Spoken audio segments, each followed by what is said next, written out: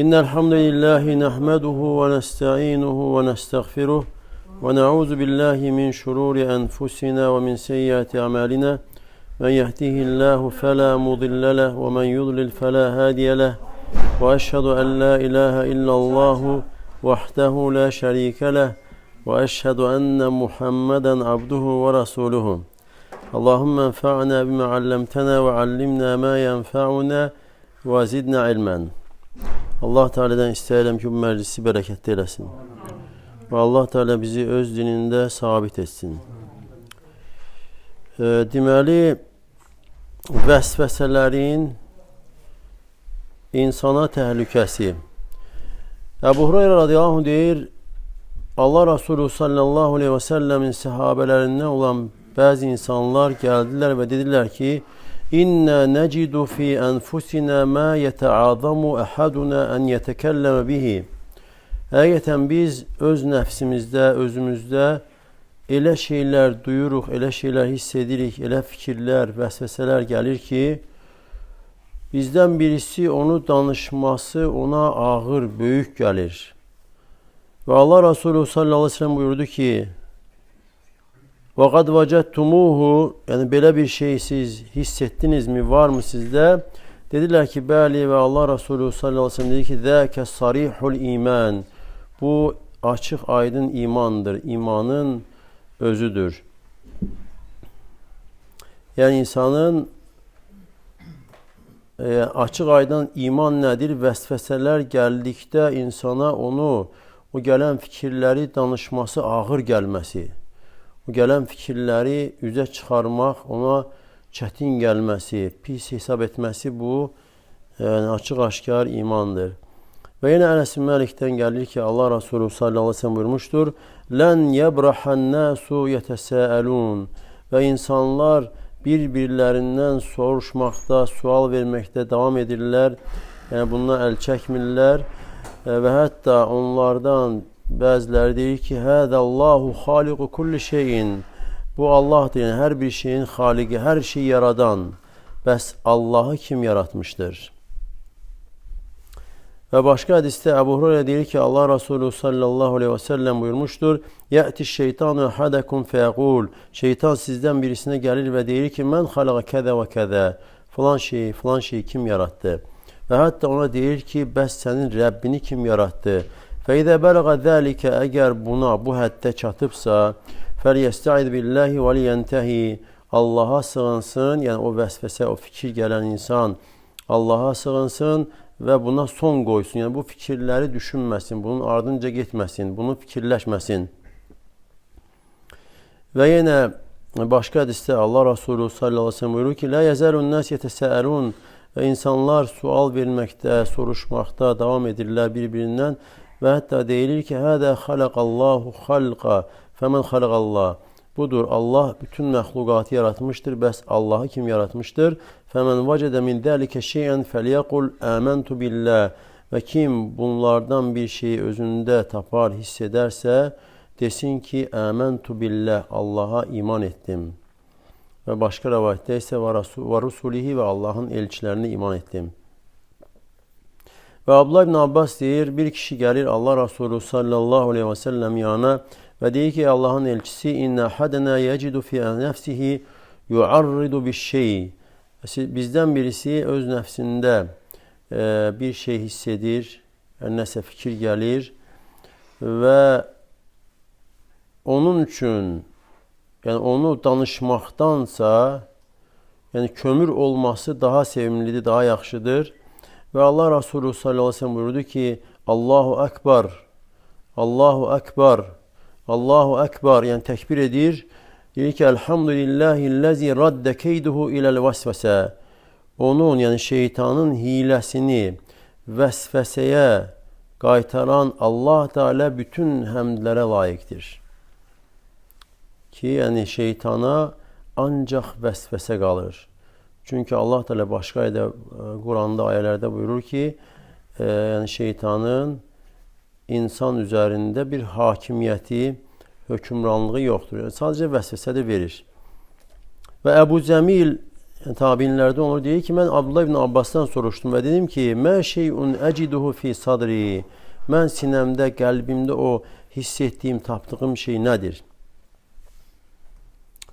Abdullah ibn Abbas dedi ki, nədir o? Dedim ki, Allaha and olsun, onu hiç danışmıram, yəni danışası bir şey deyil.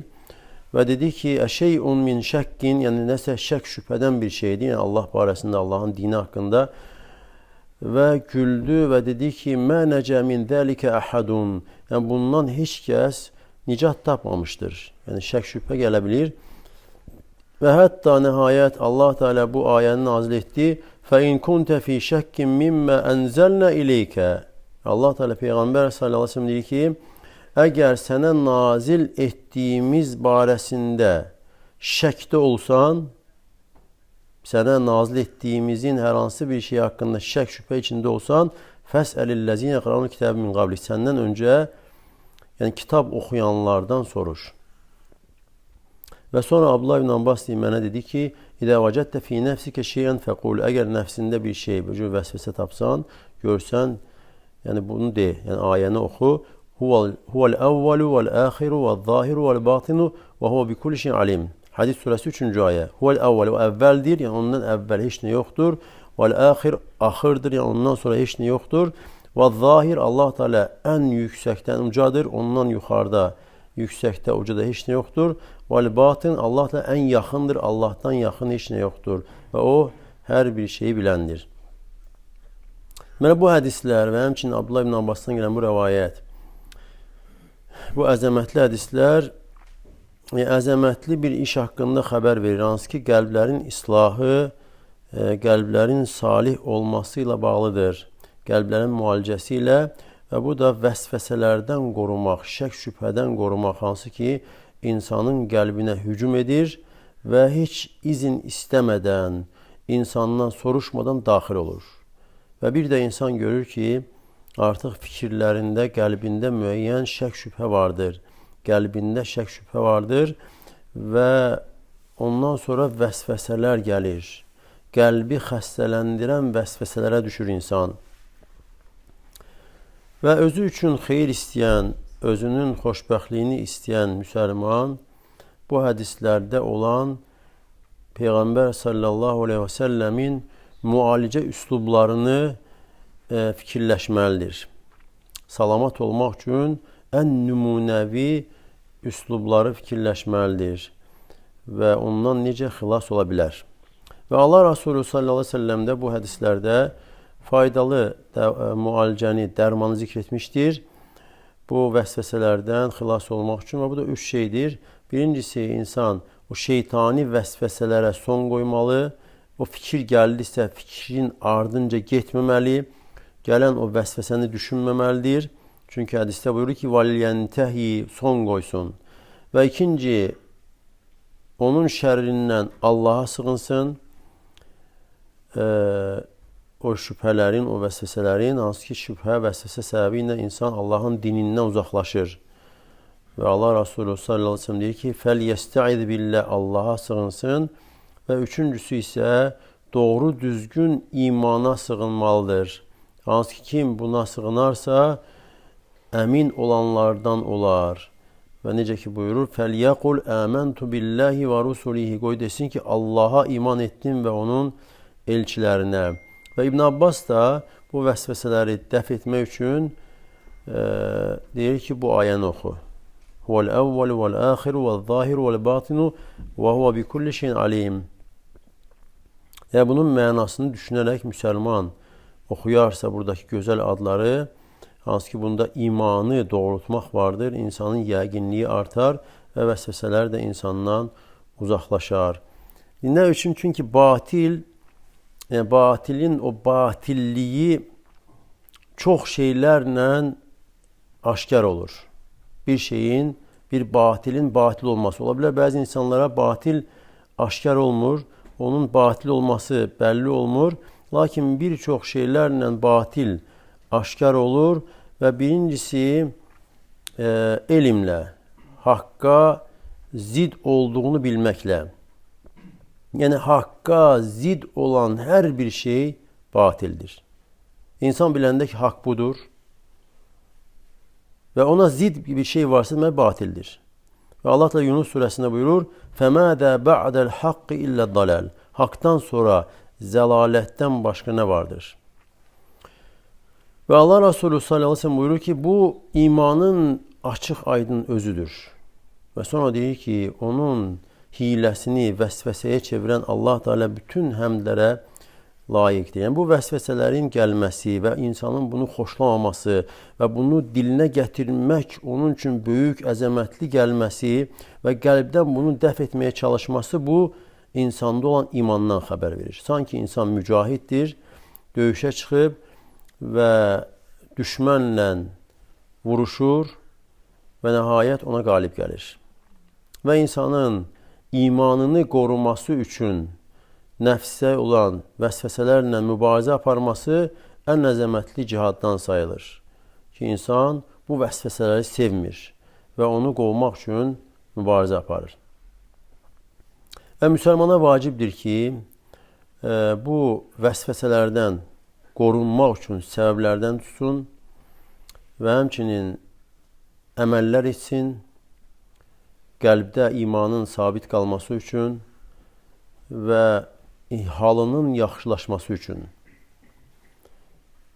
və pis əməlin də məstəri qəlbdə olan insanın məqsədinin korlanmasıdır.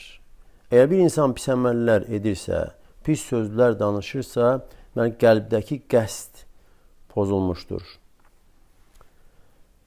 Və sonra pis əməllər gəlirsə əgər, ondan sonra qəlb də sərtləşir. Xəstəlik daha da artır və nəhayət qəlb ölür. Ondan sonra heç bir həyat olmur, bu qəlbdə nur da qalmır və bütün bunların da əvvəli vəsvəsələrdən başlayır, insan vəsvəsələrin ardınca getməsində olur və düşmənin bu vəsvəsələrinə məhəl qoyduğu üçün sanki toxum atır və o da o toxumu bir-bir yığır özünə və sonra da onları öz qəlbinə daxil edir. Və insan nə qədər itaətə üst tutursa, yəni şeytan bir o qədər çalışır ki, insanı yayındırsın. Ona görə namazdayken insana vəsvəsələr daha çox gəlir. Namaz qılmayan vaxtı o cür vəsvəsə gəlmir.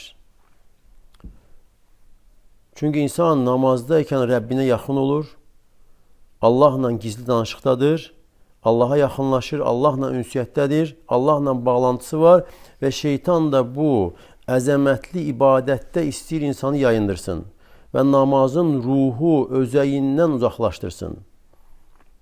Və namazda olmayan insana vermədiyi vəsvəsələri namazda olan insana verir. Və yaxud da namaz qılmayan insana vermədiyi vəsvəsələri namaz qılana verir. Əbu Ala deyir ki, Osman ibn Əbil As gəlir Allah Resulü sallallahu aleyhi və səlləm yanına və deyir ki, Allahın elçisi, şeytan mənimlə namazım arasına girdi və qiraətim namazda oxumağın arasına girdi və mənə qiraətimi qarışdırır. Və Allah Resulü sallallahu aleyhi və səlləm dedi ki, zəkə şeytanun yuqalləha xinzəb. Bu şeytandır, ona xinzəb deyilir və əgər onu hiss etdinsə, duydunsa, Allaha sığın ondan və sol tərəfinə 3 dəfə yəni hava verməklə sanki insan sulu hava verir, sanki tüpürürmüş kimi. Yəni tüpürmək deyil, əslində yüngül yəni hava verir, yəni nəmişliklə bərabər. Və sahabə deyir ki, bunu etdim və Allah Teala məni, yəni Allah Teala onu məndən uzaqlaşdırdı.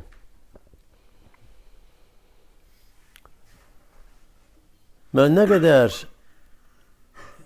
insana namazındayken vəsvəsələr azalırsa, namazın savabı, mükafatı bir o da kamil olur.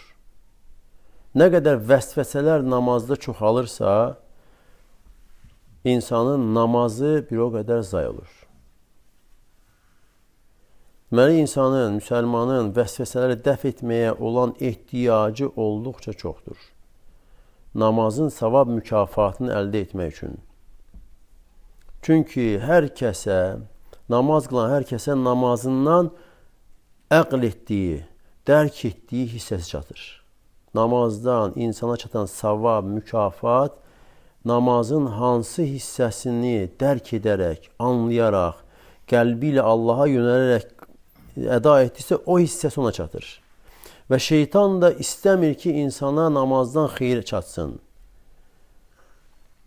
Və bu vəsvəsələrdən salamat qalmaq üçün insana kömək edən əsasən iki şeydir. Quvvatul muqtadi, yəni gərəkdirən şeyin güclü olması, yəni o savab, mükafatı gərəkdirən və bir də məşğul edənin zəif olması. Deməli, savab və mükafatı, Allah Teala'nın razılığını gərəkdirən şeyin güclü olması və bir də yayındıranın zəif olması. Və İbn Teymiyyə rahimehullah deyir ki, birincisi, fəştihadul abdi fi an ya'qila ma yaqulu və yef'aluhu. Birinci insanın çalışmasıdır ki, namazda dediyi şeyi, etdiyi hərəkətləri əql eləməsi, dərk eləməsi ki, nə edir və nə danışır. Hansı zikirləri söyləyir və hansı ayələr oxuyur. Və qiraətini tədəbbür etməsi, dediyi zikirləri, duaları fikirləşməsi, tədəbbür etməsi. Və namazda insan yada salması, düşünməsi ki, Allahla gizli danışıqdadır. Sanki Allahı görür. Çünki namaz qılan insan namaza qalxdısa, Allahla danışıqdadır. İkisi, Allah və özü. Ehsan da odur ki, insan Allahı görürmüş kimi ibadət etməsi. Əgər görməsə də Allah onu görür.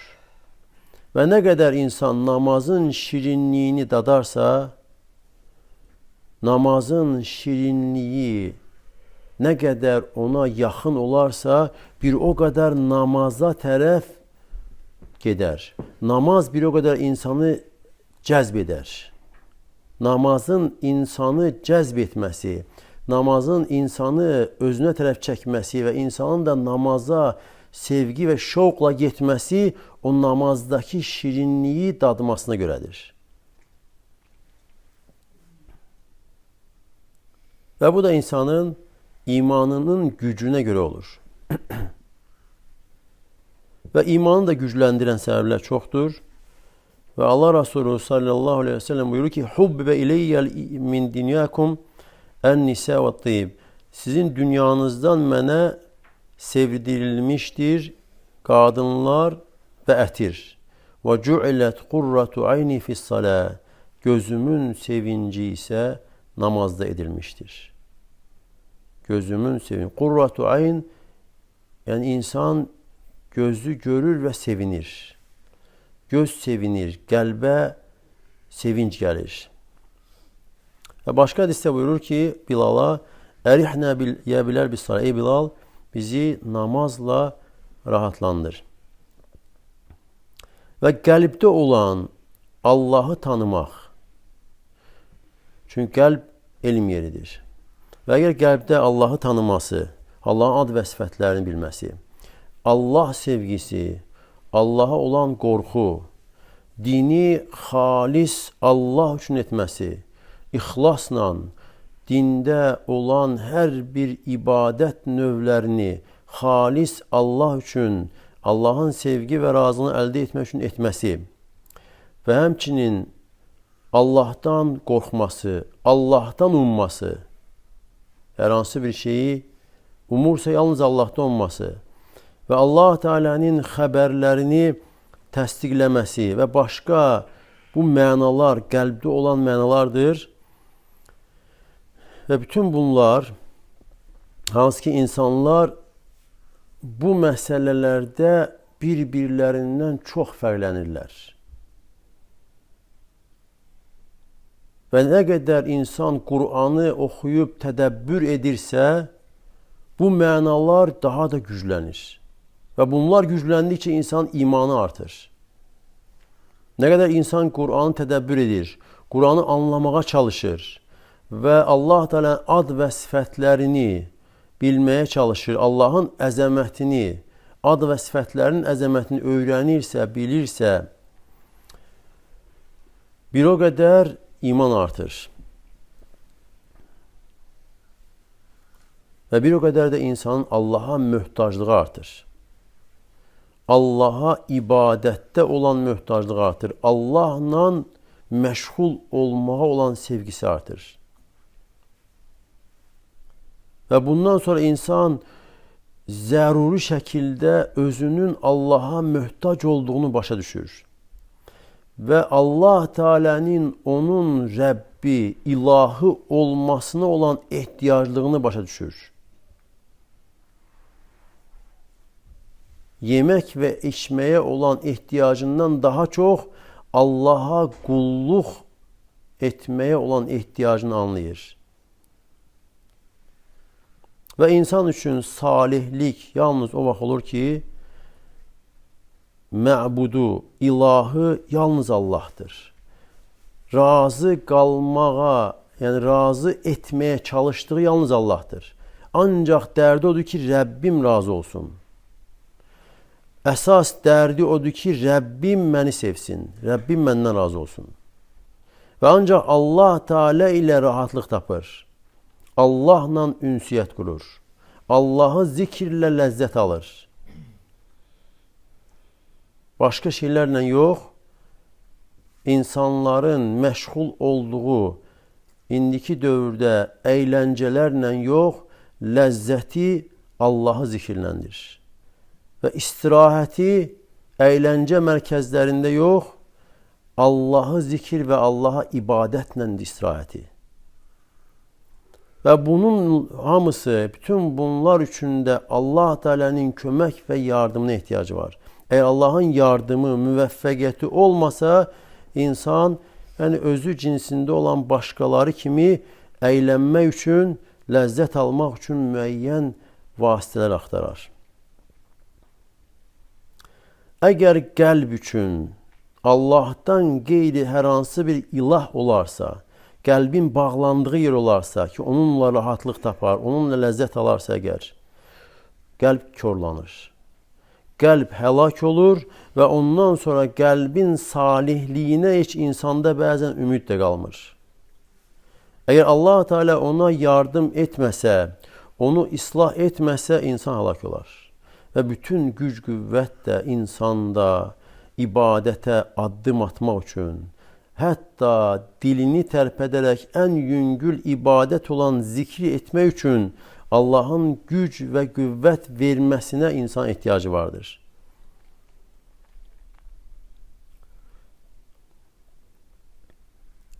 Və kənardan gələn vəsvəsənin isə yox olması ki, insan birinci gərəkdirən şeyin güclü olması idi. Bu salamatlığı gərəkdirən, bu da imandır. İman üçün də səbəblər var. Qur'andır və s. Və bir də kənardakı insanı yayındıran, məşğul edən şeyin zəif olması lazımdır. Və bunun üçün də insan qəlbini məşğul edən, yayındıran şeyləri dəf etməlidir. Yəni fikirləşməlidir ki, özünə fayda verməyən bir şeydirsə, onu dəf etsin. Və həmçinin fikirləşməlidir ki, namazın məqsədi nədir? Namazın özəyi məqsədi nədir? Qəlbi ora tərəf aparan, cəzb edən şeyləri fikirləşmək. Və bu da hər bir insanda özünə uyğundur, öz imanına, öz halına və axirətini düşünən hər kəs üçün. Kim nə qədər düşünürsə. Və Allah Teala buyurur: "Və kullun ya'malu ala şakilatihi." Və hər kəs öz halına uyğun əməl edir. Və insana gələn vəsvəsələrin çoxluğu şəhvətlər və şübhələrin çoxluğuna görədir. İnsanda, qəlbində nə qədər şübhə və şəhvətlər, şəhvətlərə olan sevgi çox olarsa, vəsvəsələr də çoxalır. Və bir də qəlbin sevdiyi şeylərə bağlanmasına görədir. O şeylər ki, qəlbi öz məqsədindən, mətləbindən çevirir. Və vəsvəsələr də ya sevgi tərəfdəndir ki, insanın qəlbinə sevdiyi şeylər tərəfindən vəsvəsələr gəlir. Ki, insan etmək istədiyi şeylər vəsvəsələr gəlir. Və bəzən də küfür, nifaq tərəfdən vəsvəsələr gəlir və müminin qəlbi də buna görə ağrı çəkir. Necə ki, sahabə deyir ki, ya Rasulallah, bizdən birisi nəfsində elə şeylər hiss edir ki, nəfsinə, fikrinə, qəlbinə elə şeylər gəlir ki, səmadan üstdən aşağı onun düşməsi o fikrinə gələn şeyləri danışmasından daha sevimlidir. Hündür bir yerdən yıxılması qəlbinə gələn o pis fikirləri danışmasından daha sevimlidir. Və Allah Resulü sallallahu aleyhi ve sellem dedi ki, bunu hiss etdinizmi? Yəni, bu şey varmı? Dedi ki, bəli. Və dedi ki, bu açıq, aydın imandır. Və alimlərin çoxsu buyurur ki, və bunu sevməmək, yəni bu gələn fikirləri, vəsvəsələri, pis fikirləri sevməmək, şək şübhəni sevməmək, buna nifrət etmək və qəlbin də bundan qaçmağa çalışması imanın açıq-aşkar özüdür.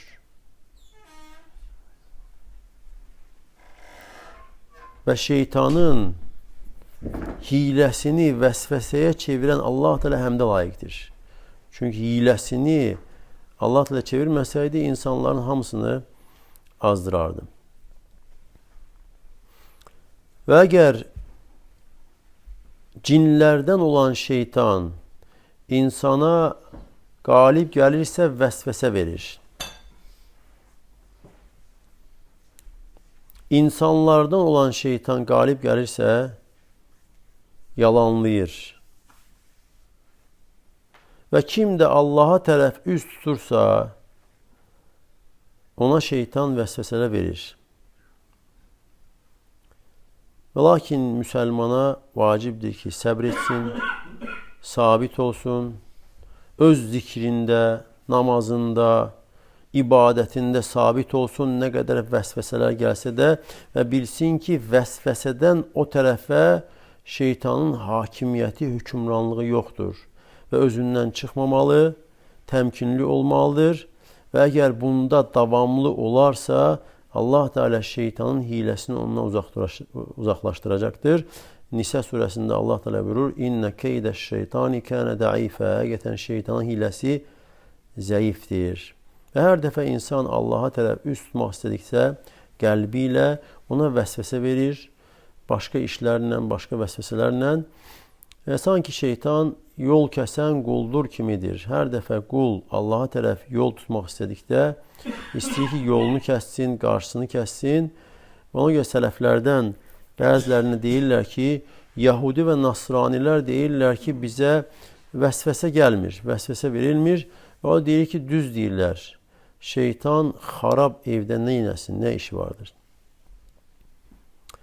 Və İbn-i Qeym rahimehullah deyir ki, insanlar namaz məsələsində 5 mərtəbədir. İnsanlar namazda 5 mərtəbədirlər, 5 dərəcədirlər, 5 sinifdirlər. Birincisi, özünə, öz nəfsinə zülm edən, səhlənkarlıq edən və o da insandır ki, namazın dəst namazına naqislik gətirir, namazın vaxtlarına naqislik gətirir, namazın hədlərinə, rukunlarına naqislik gətirir, səhlənkarlıq edir. Yəni, bunları tamamlamır. İkincisi, namazın vaxtlarını qoruyur, hədlərini qoruyur, namazın zahiri rukunlarını, dəst namazını qoruyur, lakin namazın daxilinə isə səhlənkardır. Namazda gələn o fikirlər, o vəsvəsələrlə mübarizə aparmağı tərk etmişdir. Fikirləri ilə başqa yerdədir. Üçüncüsü, namazın hədlərini qoruyur, rukunlarını qoruyur və öz nəfsi ilə mübarizə aparır ki, vəsvəsələri, gələn fikirləri, namazda gələn fikirləri dəf etsin və bu insan namazında məşğuldur. düşməni ilə mübarizədədir ki, düşməni onun namazını ondan oğurlamasın. Və bu insan namazda və cihaddadır. Dördüncüsü, o insandır ki, namaza qalxdıqda kamil şəkildə qalxır, namazın haqqını əda edərək, rukunlarını, hədlərini qoruyaraq və onun qəlbi namazda ikən məşğuldur namazın hədlərini qorumaq, namazın haqqını əda etməklə ki, namazdan heç bir şey zay olmasın və əsas fikri, əsas dərdi namazı əmr olunan kimi kamil şəkildə tam formada iqamə etmək, yerinə yetirməkdir. Və bu insanın qəlbi namaz işi ilə məşğuldur, Rəbbinə qulluqla məşğuldur. Və beşincisi isə namaza qalxır, yəni bu dördüncü sinif insan kimi, lakin namaza bədənlə qalxıb namazdadır, lakin qəlbini götürüb Rəbbinin qarşısına qoymuşdur. Qəlbi ilə Rəbbinə baxır, onun nəzarətindədir və qəlb Allah sevgisi, Allahı təzimlə doludur. Sanki Allahı görür, Allahı müşahidə edir. Və bu cür qəlbdən fikirlər, vəsvəsələr yox olmuşdur. Və bu cür qəlblə Rəbbi arasında hicab sanki qaldırılmışdır. Və bununla başqasının namazı arasında fərq göylə yer qədərdir. Və bu insan namazdadır, lakin Rəbbi ilə məşğuldur. Gözü sevinir, Rəbbi ilə sevinir. Birinci qisim cəzalanandır.